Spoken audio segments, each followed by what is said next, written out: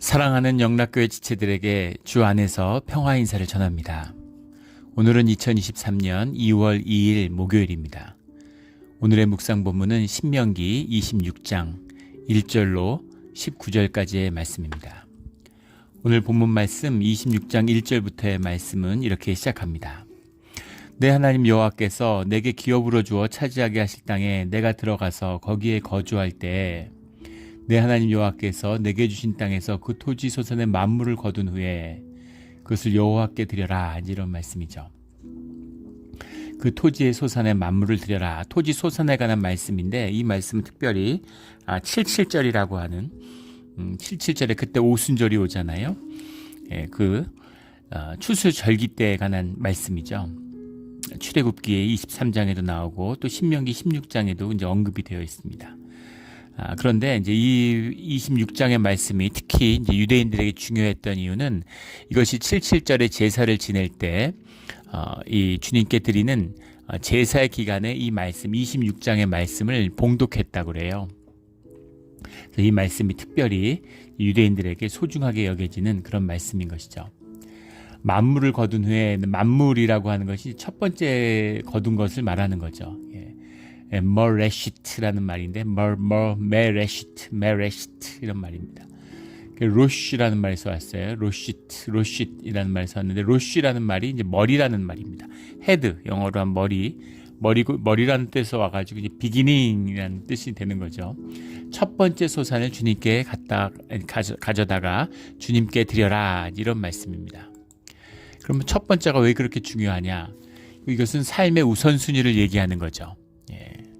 삶의 가장 소중한 첫 번째 순서, 주님은 늘 우리에게 첫 번째가 되시는 분이죠. 첫 번째가 되시길 원하세요. 굉장히 중요한 겁니다. 주님이 첫 번째 우선순위가 되고 삶의 가장 첫 번째 옵션이 돼야 되는 거죠. 주님은 절대 두 번째, 세 번째 자리에 쓰지 않으세요. 늘 첫 번째 자리에 쓰십니다. 주님과 우리가 함께하는 예배가 우리 삶에서 첫 번째가 되어야 되는 거죠. 첫 번째 가장 소중한 선택, 이것이 되어야 됩니다. 교회에 있다 보면 그런 일 많잖아요. 우리 한국에서 친구가 왔다, 다른 지역에서 친구가 왔다, 이래가지고 무슨 일이 있다 이래서 주일을 할 교회 안 나오는 분들을 종종 보게 됩니다. 물론 아직 신앙에 뿌리 내리지 못한 분들이죠. 그런데 그런 것은 이제 주님을 만나는 참된 자세가 아니라는 거죠. 첫 번째 옵션이 주님이어야 됩니다. 한국에서 친구 왔는데 지역에 구경시켜 주려고 주중에 일을 빼는 사람, 휴가 받는 사람은 흔치 않아요. 그런데 다 주일을 이제 마지막 옵션으로 두는 거죠. 우리 코비드가 휩쓸고 지나간 자리에 한 1년간 교회가 봉쇄됐죠. 그 영향을 한 2년 가까이 받았습니다. 그러고 나니까 교인들이 미국의 통계에 보면 평균 교회가 절반 정도의 교인이 사라졌다고 그래요. 삶의 마지막 순인 거죠. 비즈니스가 어려워지면, 삶의 여유가 없으면, 몸이 좀 불편하면 첫 번째 희생하는 마지막 옵션인 겁니다. 첫 번째로 날아가는 것이 주일 예배가 되는 거죠. 근데 그거는 주님을 만나는 그런 모습이 아니라는 거예요. 더 위험한 것은 우리 내일 말씀에 나오는 그리심산의 축복, 세겜 앞에서 예배를 드리는데 그리심산의 축복을 에발산의 저주로 바꾸는 것이다. 주님 앞에 나오면 신실해야지, 주님 앞에 나와가지고 주님을 소홀히 여기거나 주님을 모독하면 그거는 정말 어리석고 악한 짓입니다. 이런 어리석음과 악함을 끊는 우리 삶의 자리가 되기를 주의 이름으로 축원합니다. 주님을 만난 사람이라면 이러지 않겠죠. 이거 얼마나 어리석은 짓인지를 알아요. 차라리 주님을 모르는 게 낫습니다. 교회에 와서 주님을 소홀히 할 거면 교회 안 나오는 게 낫죠. 이것이 주님과 함께하는 뜻이에요. 우리 예전에 한국에서 섬겼던 교회에 그런 고백을 들었어요. 장로님이 종을 치는데 6.25 때 우리 몇 번 나눠서 기억하시는 분도 있을 겁니다. 종을 치는데 종을 치는 일을 물론 그때는 장로님이 아니고 이제 집사님이 하셨죠. 종을 쳤는데 6.25가 터진 겁니다. 6.25가 터졌는데 당연히 피난을 가야죠. 막 대포 소리가 들리고 미아리 고개로 북한군이 넘었다 이런 얘기가 들리는데, 그날 아침에 피난을 가야 되는데 도저히 종을 두고 피난을 갈 수가 없었더라는 거예요. 그래서 기도하면서 마음에 종을 지켜야 되겠다. 그래서 피난을 안 가고 계속 매일 종을 쳤다는 겁니다.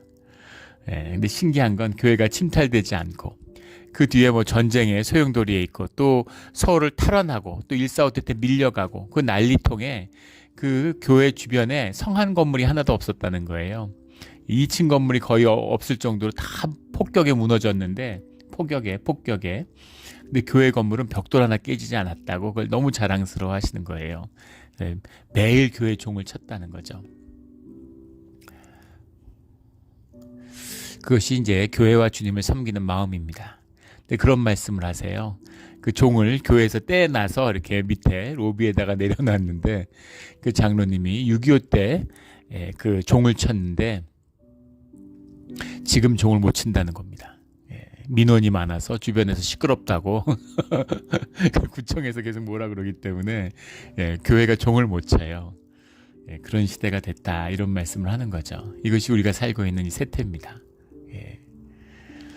포격을 하고 전쟁이 나는 것보다 더 무서운 것이 이런 세상에 마귀가 공중 권세 잡은 이런 세상의 모습인 것이죠. 이것을 다스리고 이기는 그런 우리 교회의 자리가 되기를 주의 이름으로 축원합니다. 5절에 너는 또 내 하나님 여호와 앞에 아뢰기를 이 77절에 주님께 이 첫 만물을 드릴 때 내 조상은 방랑하는 아람 사람으로서 애굽에 내려가 거기에서 소수로 거류하였더니 거기서 크고 강하고 번성한 민족이 되었는데 70명이 들어가서 400만이 200만이 되어서 나온 놀라운 사건이죠. 아람 사람이라고 하는 것은 이제 아람미라는 말인데 미가 이제 사는 사람, 그러니까 뭐 inhabitant of 아람 이런 거죠. 아람은 이제 시리아 지역인데 더 정확히 얘기하면 그 메소포타미아 지역의 출신의 사람들을 말하는 거예요. 그래서 이제 아브라함이 아람 사람이죠. 창세기에 보면 아람 나하라임 이렇게 돼 있죠. 두 강 사이 아람, 그러니까 메소포타미아 지역, 메소포타미아 강과 유브라테스 강 사이에 사는 사람들 그런 뜻입니다. 근데 이삭의 아내 리브가도 아람 사람이었고 야곱의 아내 레와와 라헬 또한 아람 사람이죠. 그래서 이 아람의 핏줄의 사람들, 이 믿음의 조상의 시작이에요.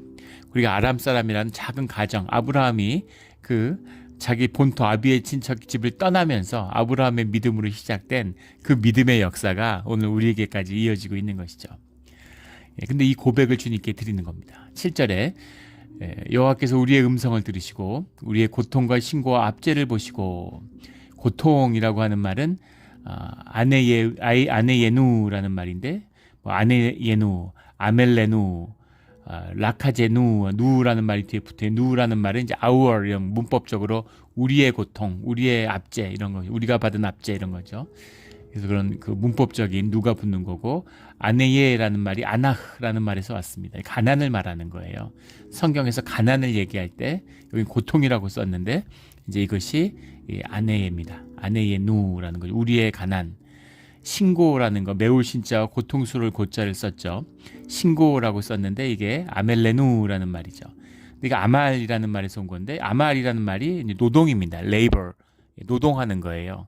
열심히란 고된 노동을, 노예 노동이니까 얼마나 고되겠습니까? 그런 노예 노동을 얘기하는 거고, 압제라고 하는 건 이제 해석이 제대로 됐죠. 라카제누라는 게 이제 어프레션, 누르는 겁니다. 누르는 그런 압제를 보시고, 여호와께서 강한 손과 편팔과 큰 위엄과 이적과 기사로 우리를 애굽에서 인도하여 내시고, 이 고백이 중요한 것이죠. 나는 누굴까? 내가 나라고 말할 수 있는 나는 누군가? 라는 게 가장 중요한 이 포스트 모더니즘의 질문이죠. 나를 나라고 말할 수 있는 나는 도대체 뭘까? 나는 누군가? 철학의 가장 중요한 질문이기도 합니다. 나라고 하는 것을 계속 부정하다 보면 결국은 그것을 부정하고 있는 나 외에는 아무것도 나라고 주장할 수 없는 것이죠. 그럼 결국 나는 뭘까? 다른 사람과 구별되는 나라고 하는 아이덴티티는 뭘까 하는 질문인 겁니다. 그것에 대한 현대 인지과학이 이제 가져온 뇌과학이죠. 나에 대한, 나를 규정하는 가장 중요한 나는 경험이라는 거죠. 경험이라는 것은 기억이라는 얘기입니다. 그래서 기억이 소중한 거예요.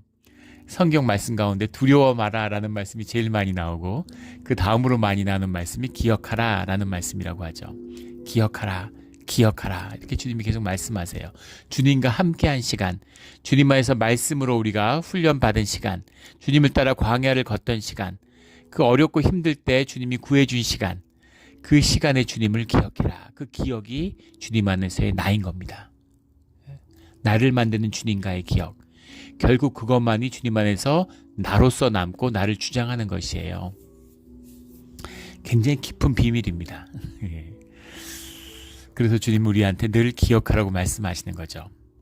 예전에 만났던 교회, 우리 교회는 아니고 제가 섬겼던 교회는 아닌데 한 집사님은 그런 고백을 하세요. 이 집사님의 이제 간증이죠, 일종의. 아주 그 재밌는 간증이었는데, 이분이 뭐 이렇게 신실한 분은 아니에요. 근데 교회를 계속 열심히 다녀요. 예. 주님과의 약속이었고, 본인의 그 주님 안에서의 맹세였기 때문에 교회를 다닌다 그러시는데, 교회를 다니게 되신 게 이분이 술을 좋아했는데 음주운전을 했다는 겁니다. 음주운전이라는 건 범죄죠. 굉장히 위험한 짓이죠. 그런데 그 음주운전을 하다가 이제 몇 번 문제도 일으키고 그러셨대요. 교회 다니기 전에 얘기죠. 그런데 로컬길에서 가다가 술을 먹고 집에 가는데 경찰차에게 붙들렸답니다. 그래서 잡히면 큰일 나니까 그 추방당할 수도 있죠. 그러니까 이분이 이제 죽기 살기로 도망을 갔는데 고속도로로 나갔는데 문제는 이제 차가 쫓아오더라는 거예요. 그래서 고속도로에서 이제 결국은 차에 붙들렸다는 거죠. 그래서 교통경찰이 이렇게 나오는데 이분이 그 절체절명의 순간에 기도했다는 겁니다. 이번 한 번만 넘어가 주시면, 이것만 주님 잡히지 않고 문제 없게 해주시면, 그럼 자기가 꼭 교회 나가고 주님의 길을 걷겠다고 이렇게 맹세하셨대요. 근데 정말 뭐 어떻게 할 수 없는 상황이죠. 그래서 그 사람이 와서 면허 내놔라 이렇게 하고 있는데 갑자기 또 다른 경찰차가 쭉 오더래요. 이제 그 하이웨이 패트롤이 온 거죠. 하이웨이 패트롤이 내리더니만 그 로컬 경찰한테 좀 여기서 뭐 하는 거냐 이렇게 얘기를 하더라는 거예요. 근데 둘이 싸움이 났대요. 경찰끼리. 로컬 경찰이 로컬에서부터 따라왔다. 그럼 너는 로컬 경찰인데 하이웨이에 왜 나왔느냐. 이건 연방 관할인데 나가라. 이래가지고 둘이 막 싸우는 와중에 본인은 계속 서서 기다리고 있는 거죠. 근데 하이 패트롤 이 패트롤이 오더니 넌 빨리 가라고 그냥 가고 그 둘이 싸우고 있는 걸 보고 떠났다는 거예요.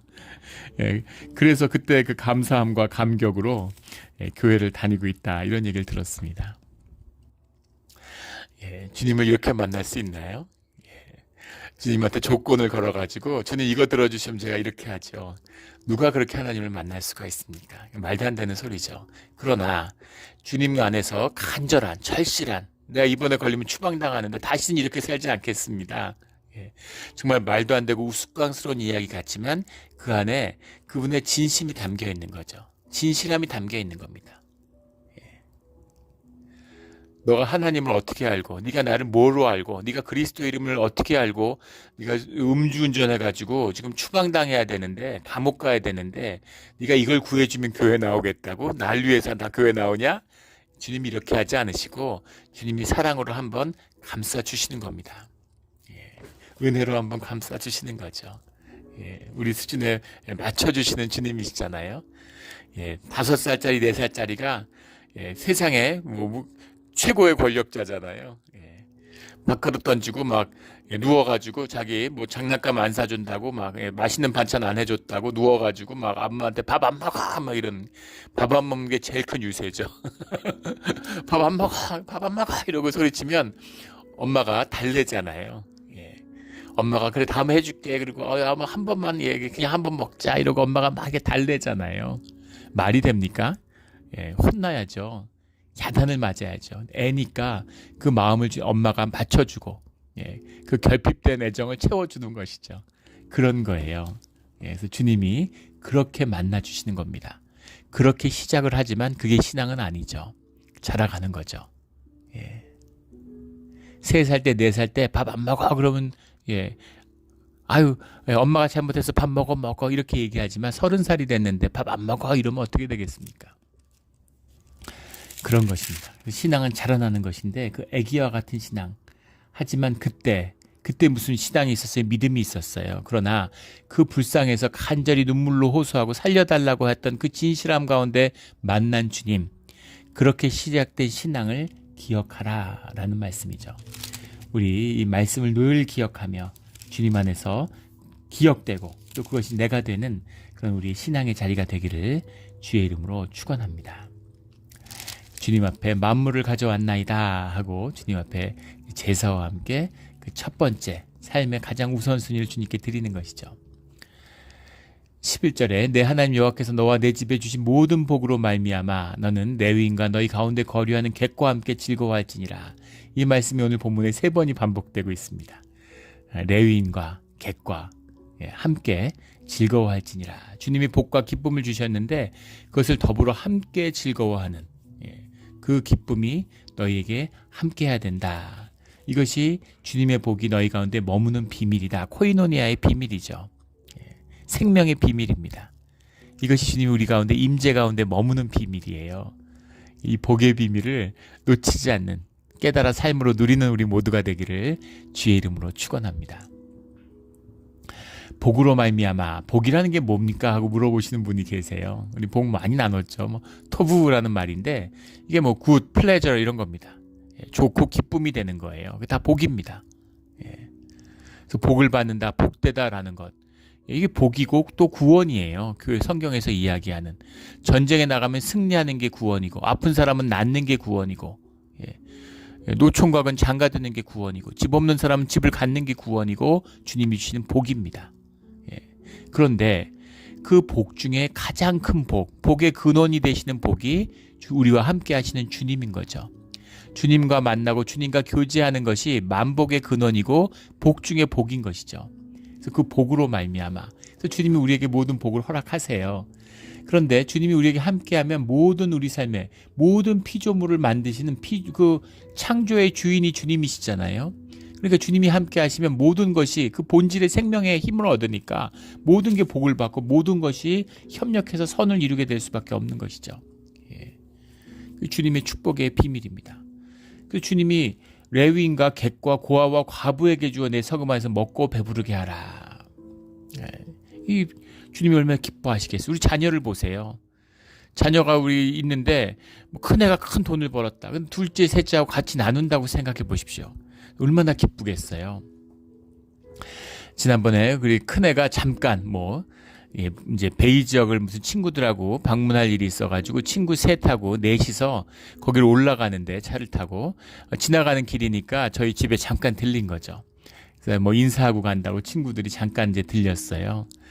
그런데 그 둘째가 이제 아르바이트 열심히 하잖아요. 큰애도 하지만 둘째가 아르바이트 돈을 모았는데 형이 오니까 좋은 거죠. 같이 밥도 먹고 그랬으면 좋겠지만 시간이 안 돼요. 그러니까 자기가 아르바이트에서 모은 돈 중에서 형한테 200불을 주면서 친구들하고 가다가 밥도 사 먹고 커피도 사 먹고 그러라고 주더라고요. 돈이 중요한 게 아니라 그 마음이 고마운 거죠. 근데 그게 얼마나 가슴에 뿌듯하고 마음에 감사한지 너무너무 감사하고 기쁜 거예요. 돈 200불 어떻게 그런 기쁨을 얻을 수 있겠습니까? 200만 불이 있다고 그런 기쁨이 있겠어요? 돈이 200억 불이 있어도 형제끼리 그 돈 갖고 싸우고 재판하고 이런다고 생각해 보십시오. 얼마나 비참하고 참담합니까? 부모로서 그거보다 비참한 건 없겠죠. 마음이죠, 마음. 그 자녀들인데 주님이 주신 자녀들. 근데 서로 먹고 나뉘고 레위인은 주님을 섬기는 일에 구별된 자들이잖아요. 분깃을 받지 못했어요. 근데 11조로 주님께 주시는 재물로 같이 넉넉히 배부르고 그 가운데 객과 고아와 가부들 그들에게 이 손님도 배부르게 먹고 이들을 품는데 이방인이라고 차별하고 이런 게 있을 수가 있습니까? 구별된 백성이라고 주님을 모르는 일이죠. 주님 안에서 다 같이 이렇게 배불리 먹는 거를 주님이 기뻐하신다는 거예요. 이것이 우리가 주일날 우리가 늘 같이 모여서 함께 살고 함께 먹지는 못하고 있지만 우리가 공동생활을 하고 있지 못하지만 공동생활에 대한 표상을 우리가 주님 앞에서 애찬을 함께 나누는 거죠. 그 마음입니다. 그 마음이 소중하고 귀한 거예요. 14절에 내가 애곡하는 날에 이 성물을 먹지 아니하였고 부정한 몸으로 이를 떼어두지 아니하였고 죽은 자를 위하여 이를 쓰지 아니하였고 내 하나님 여호와의 말씀을 청종하여 주께서 내게 명령하신 대로 다 행하였사오니 주님께 그 11조의 첫 번째 수고를 드릴 때 그때 내가 이 성물을 먹지 아니하였다. 애곡하는 날에 애곡하는 날이라는 것은 이제 장례를 의미하는 거죠. 유대인의 장례, 우리는 예전에는 이제 우리 전통 문화에서 5일장을 했는데 이제 국민의례 준칙이라는 걸 만들어서 3일장으로 줄였죠. 허례허식을 없애자 이래서. 근데 요즘에 보면 이제 좀 잘 살게 되니까 다시 5일장을 드리는 경우도 많아요. 근데 유대인들은 7일장을 드리는 겁니다. 일주일 동안 장을 드리니까, 이런 장례를 하니까 그때 온 손님들한테 식사를 대접하잖아요. 그러니까 이 밥을 먹이는 게 보통 일이 아니죠. 장례 때도 그 음식하는 게 가장 지출이 많은 게 그 음식 값이죠. 그런데 11조를 지금 모아놓고 있습니다. 구별해 놨어요. 11조가 미리 구별돼야 되는 거죠. 쓰고 남는 걸 가져오는 게 아니에요. 구별해야 되는 겁니다. 그런데 이 구별된 것, 이제 11조의 정신을 지킨다 이래서 우리 뭐 음식 같은 거 먹고 우리 주일날 보면은 이제 저희 이제 가족들 먹으라고 이렇게 음식들을 항상 구별해서 주시죠. 근데 권사님 이걸 주실 때 이거 남은 거 아니고 처음부터 구별됐다고 11조의 마음을 얘기하시는 거죠. 남는 음식 그냥 나눠주는 게 아니라 목사님 주려고 처음부터 음식을 구별해서 담아놨다고 이렇게 말씀하세요. 물론 뭐 목회자가 레위인도 아니고 우리가 드리는 것이 무슨 성전에 이런 것이 아니죠. 그러나 그 예천의 음식을 나누는 그 마음은 하나입니다. 같은 마음이에요. 귀하게. 먹다가 좀 남았는데 이제 고아나 과부들 좀 불러서 먹으라고 그러지 뭐 이런 식으로 하지 말라는 거죠. 주님께 바치는, 주님 안에 구별된 성스러운 음식, 그것으로 대접해라, 이런 의미입니다. 주님께 드리려고 구별한 음식을 고아와 과부와 객이 먹어? 그런데 그것이 주님의 마음이고 주님 앞에 구별된 음식의 비밀인 거죠. 레위인과 객과 고아와 과부와 나누어 먹는 그 음식인데, 그 구별된 음식을 구별해 놨는데 장례가 나니까 아쉽잖아요. 얼마나 음식이 아쉽겠습니까? 그럼 거기서 좀 가져다가 같이 쓰고 싶은 마음이 들지 않겠어요? 근데 그렇게 하지 않았습니다 라는 마음, 고백인 것이죠. 부정한 몸으로 이를 떼어두지 아니하였고, 11조를 구별할 때 11조를 구별한다는 건 그냥 뭐 돈이나 식량, 주님께 드리는 그런 헌물을 구별한다는 의미가 아니라 내 삶이 주님께 구별되어, 주님 안에서 구별되어서 세상과 구별되었다는 거죠. 내 모든 것이 구별되었다는 주님 앞에 표상으로 드리는 그 상징이 이 11조예요. 그러니까 삶이 성스러워야 되는 거죠. 거룩하게 구별되어야 되는 겁니다. 우리 뭐 민수기 19장에도 나오고 레위기 22장에도 나오는 말씀이죠. 뭐 희체를 만졌다든가 부정타는, 그걸 만졌다고 해서 몸이 부정해졌다라는 의미가 아니라 그 마음을 구별해서 깨끗하게 하는 절차와 의례를 이야기하는 거죠. 교회 예배도 마찬가지예요. 열린 예배 드린다고 우리 기독교가, 교회가 이렇게 영성이 무너지게 된 그 비밀 가운데 하나는 열린 예배라고 하는 그런 예배에 있다는 것을 저는 이제 항상 주장하는데, 예배 형식이 뭐 절대적이고 중요하다 이런 의미가 아닙니다. 주님의 임재가 있고 주님의 은혜가 있으면 서서들이나 앉아서들이나 누워서들이나 차이가 없어요. 주님이 받으시는데 무슨 의미가 있습니까? 무슨 차별이 있겠습니까? 그러나 주님을 만나고 주님과 함께하는 기억 가운데 있는 공동체가 함께 드리는 이 전례라고 하는 건 소중하고 중요한 것입니다. 그 하나하나의 의미. 그러면 전례만 지키면 예배냐? 아니죠. 그 전례를 소중히 여기고 귀하게 여기는 마음이 소중한 것이죠. 그 마음이 주님 안에서 하나 됐다. 주님 앞에서 우리가 진실한 마음과 자원하는 심령으로 나왔다. 그러면 형식이 중요한 것은 아닙니다. 무슨 말씀인지 아시겠죠? 그래서 이 무슨 레위기의 규례나 민수기의 규례가 절대적인 것이냐? 아닙니다. 그러면 가치 없고 의미 없는 율법은 폐한 것이냐? 아니죠. 한 점 한 획도 폐하지 않고 다 이루신다고 주님이 말씀하셨잖아요. 그것을 통해서 이루는 우리의 마음이죠.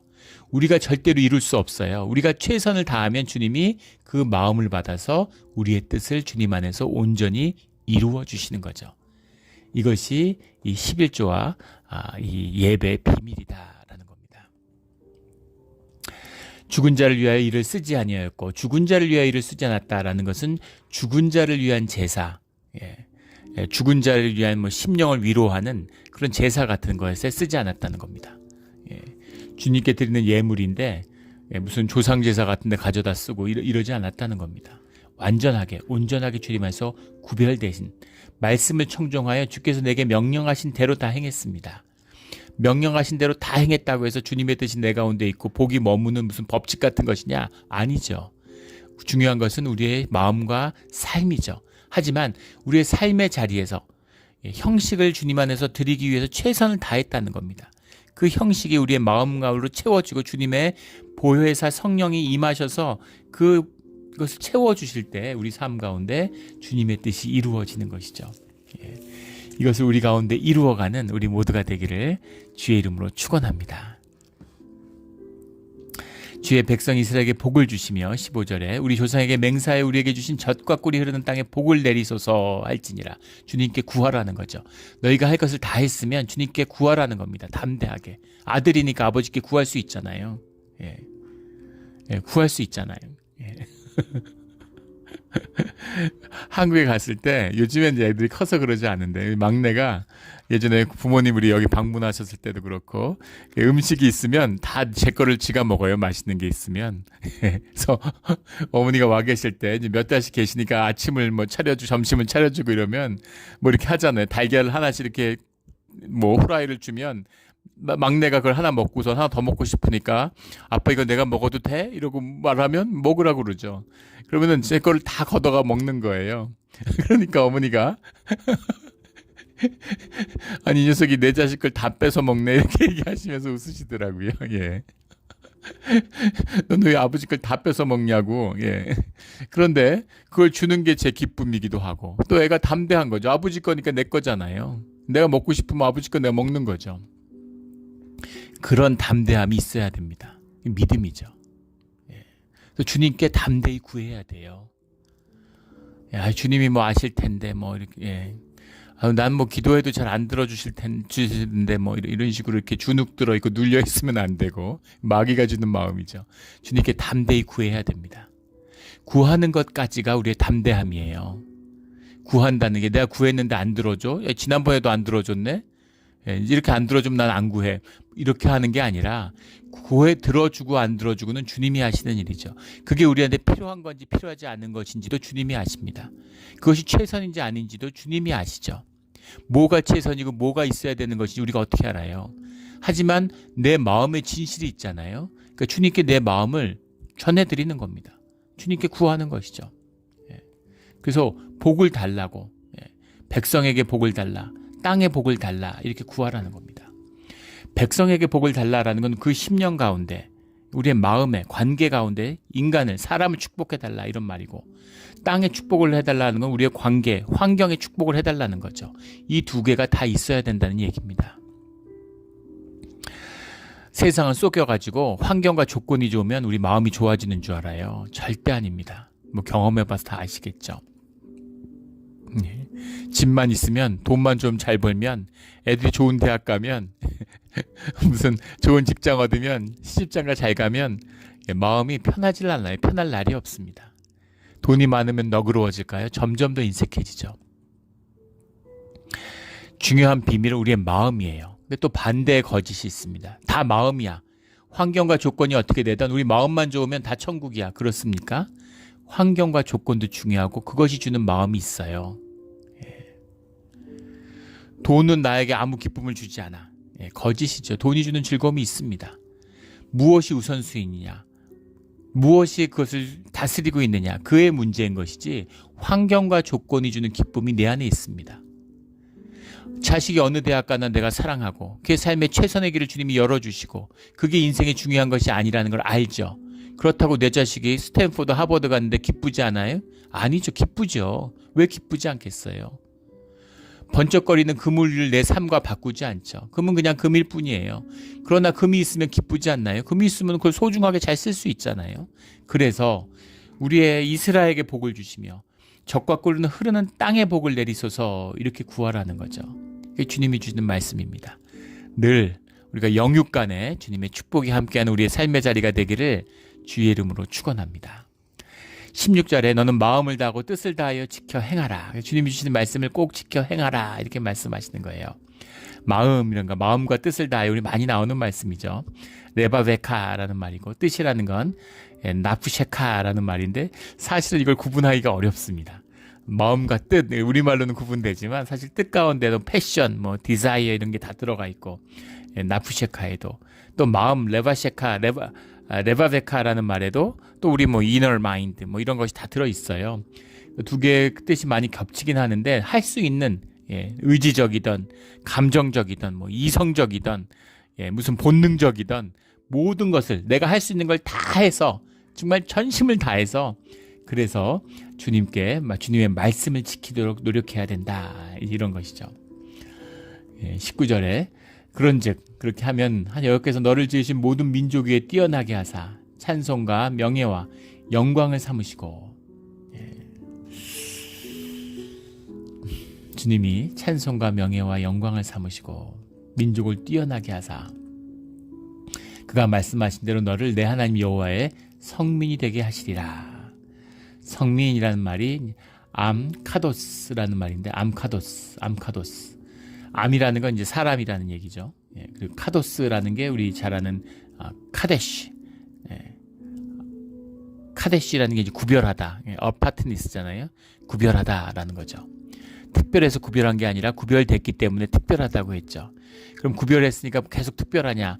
구별됐기 때문에 구별된 훈련과 구별된 삶의 자리와 구별된 길을 걷게 되는 것이죠. 주님이 사랑하는 자를 낮춰서 훈련시킨다라는 그 말씀처럼 우리 지난주 나왔던 계시록의 말씀이죠. 주님의 구별된 자는 구별된 삶을 살게 되는 거예요. 이것이 성민, 암코더스의 비밀입니다. 우리 주 여호와의 성민으로서 세상과 구별된 그런 소중하고 귀하고 특별한 삶을 주 안에서 살아가는 우리의 삶의 자리 오늘 하루가 되기를 주의 이름으로 축원합니다. 아멘. 기도드리겠습니다. 하나님 아버지 감사합니다. 오늘 주님 귀한 말씀 주시니 감사합니다. 우리가 세상에 치이고 삶이 세상에 젖어들어서 주님에 대한 기억이 흐릿해져 갈 때가 많습니다. 고난과 어려움 속에서 더 주님을 기억하고 주님이 베풀어 주셨던 그 은혜의 시간들을 기억하고 주님과 함께했던 그 말씀과 소중했던 예배의 기억들을 되살려서 우리가 주님께 돌이키는 오늘 하루가 되게 하여 주시옵소서. 우리가 주님 위해서 할 수 있는 일이 아무것도 없음을 주님 앞에 고백합니다. 주님, 그러나 우리가 전심으로 주께 향할 때 주님이 그 마음을 받으셔서 우리의 삶을 다시 한번 새롭게 하시고 오늘 우리의 삶의 새로운 길을, 새로운 축복의 문을 열어주시는 줄 믿습니다. 감사하며 예수 그리스도의 이름으로 기도드렸습니다. 아멘.